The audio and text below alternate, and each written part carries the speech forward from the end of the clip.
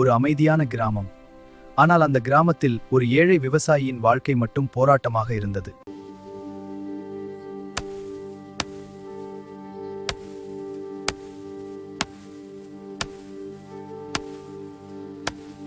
அதே கிராமத்தில் ராஜசேகர் என்ற பணக்கார பண்ணையார் இருந்தார்.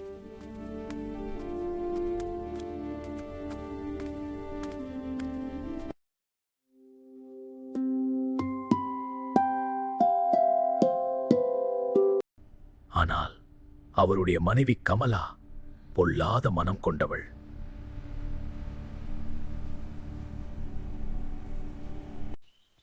உள்ளவா, இப்போதே இந்த இடத்தை சுத்தம் செய், உடனே. அனைவரும் என் கட்டளைகளை கேட்டு நட. அவள் எல்லோரையும் தனக்கு அடிமையாக வைத்திருக்கவே விரும்புவாள்.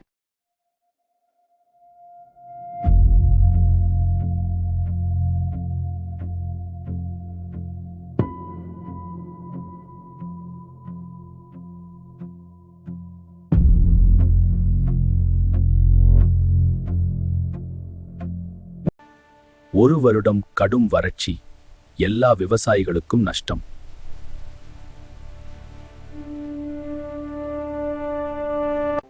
ஆனால் முருகன் நம்பிக்கையை விட்டுவிடவில்லை.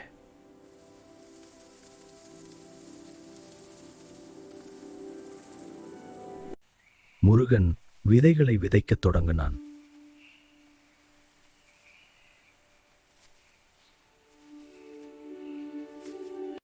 அத பார்த்த கமலா அவனை தடுக்க திட்டமிட்டாள்.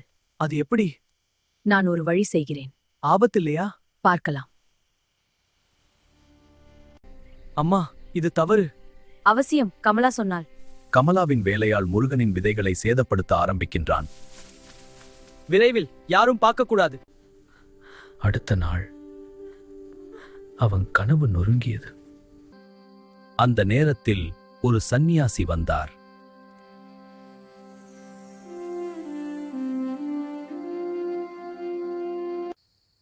மீண்டும் முயற்சி செய், எல்லாம் நன்றாகவே நடக்கும்.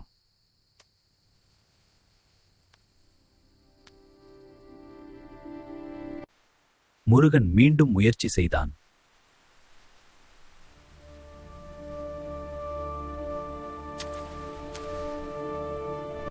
இந்த முறை இயற்கை அவனை வஞ்சிக்கவில்லை.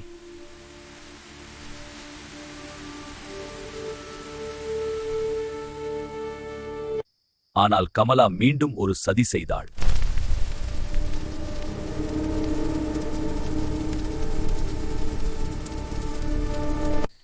முருகனின் வயலிற்கு தனது வேலையாளை வைத்து தீ வைத்தாள்.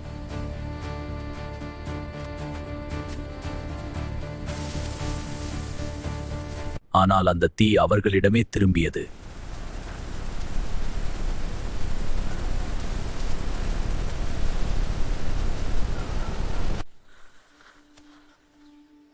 உண்மை வெளியே வந்தது.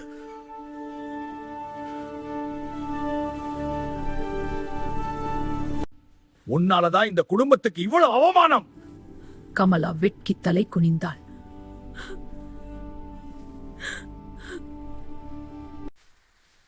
நல்ல மனசு எப்போதும் வெல்லும்.